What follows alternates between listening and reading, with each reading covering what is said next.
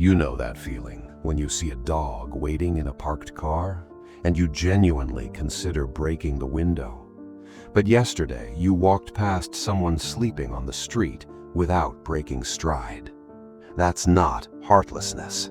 That's pattern recognition. And your brain chose the pattern that makes you sharper, not weaker. Here's what nobody wants to admit. We're living through the first era in history where animals have become emotional equals to people in our lives. Your grandmother had a dog. You have a fur baby. That shift didn't just change vocabulary, it rewired something fundamental. In 1988, Americans spent $11 billion on their pets. Last year, over $130 billion. That's not regression, that's evolution selecting for a different kind of intelligence. The kind that thrives in observation, not performance. The kind that finds power in the depth of your silence, not the volume of your voice. And here's what terrifies the extroverted world. You might be better off this way. For most of human history, the relationship was simple. Dogs protected property, cats controlled vermin. Function came first, sentiment came second. Then everything changed. We stopped needing animals to survive, but we discovered they could help us do something more valuable. Remember how to think. When machines replaced labor, animals moved closer, into our homes, into the quiet spaces we retreat to when the human world becomes too much. And the people who spent the most time with animals started thinking differently than everyone else. Deeper, slower, like roots instead of branches. Here's where the psychology gets dark. Your brain has ancient circuitry designed to keep you attached to helpless things. Big eyes, round faces, total vulnerability. Evolution wired you to protect things that can't protect themselves. Now look at a golden retriever puppy. Same big eyes, same helpless waddle, same complete dependence. We didn't just domesticate animals, we engineered them to hijack your caregiving circuits while demanding none of the cognitive load that human relationships require. Over thousands of years, we kept breeding the ones that looked like they needed us most, the ones that gazed up with unconditional trust, like prayers made flesh. We created the perfect low-cost, high-reward social bond. And the people who benefit most? The ones whose brains were already wired to see social interaction not as currency, but as cost. Because here's what happens when you care for an animal versus a person. Humans are exhausting. When someone asks for your help, your brain immediately starts calculating. What's their angle? What do they want in return? Are they judging me? Every interaction is a negotiation happening in dimensions you can't see but can always feel. But for people wired to process information deeply, this isn't just tiring, it's a constant hemorrhaging of resources you need for thinking that actually matters. But a dog just needs a walk. No hidden agenda, no social performance required. The need is visible, the solution is clear. And when you meet that need, the response is pure. It's the most efficient form of connection that exists. Clean, honest, like water. And here's what researchers are discovering. This efficiency doesn't make you worse at relationships. It makes you sharper at everything. A 2018 study from the University of Western Australia found that introverts reported significantly stronger bonds with their pets than extroverts. But here's what they buried. Those same introverts showed enhanced cognitive performance, better focus, stronger analytical skills, superior emotional regulation. Not despite their preference for animals, because of it. Animals sharpen you. They communicate entirely through observation. You have to notice the tucked tail, the pinned ears, the shift in breathing. You become a pattern recognition machine, a detective of the unspoken. And pattern recognition is the foundation of intelligence that actually matters. The ability to see what others miss because you're busy performing for them.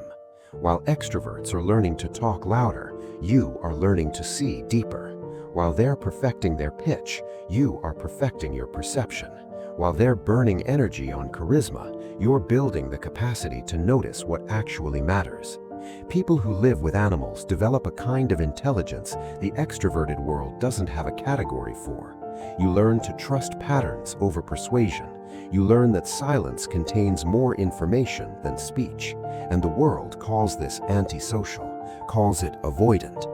They're threatened because they're starting to realize you might be right. Here's what nobody talks about. You can fake your way through a conversation, smile at the right moments, nod when expected. People don't notice. They're too busy performing themselves. But you can't fake presence with an animal.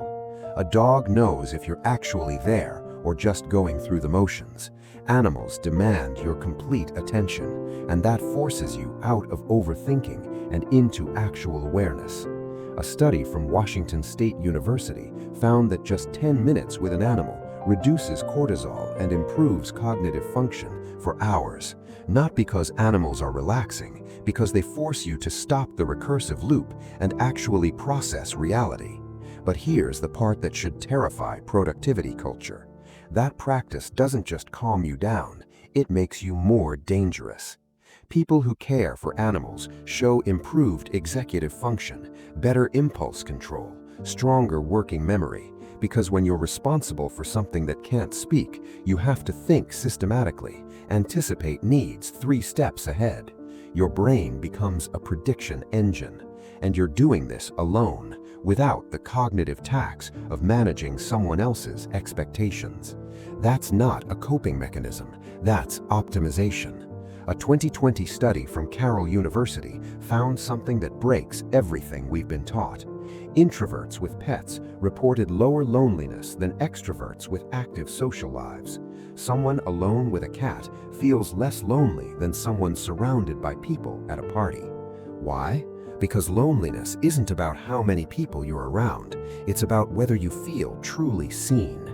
Animals see you without requiring you to translate yourself into something palatable. You can exist in your natural state, and your dog still thinks you're the center of the universe. For people who spend their lives performing a more acceptable version of themselves, that's not just comfortable, it's the only place they can actually breathe. Animals give you permission to exist without editing. And once you experience that, every human interaction feels like censorship. Animals also give you purpose without requiring you to justify it. The extroverted world measures worth by how many people know your name, how big your network is, how well you perform in rooms full of strangers.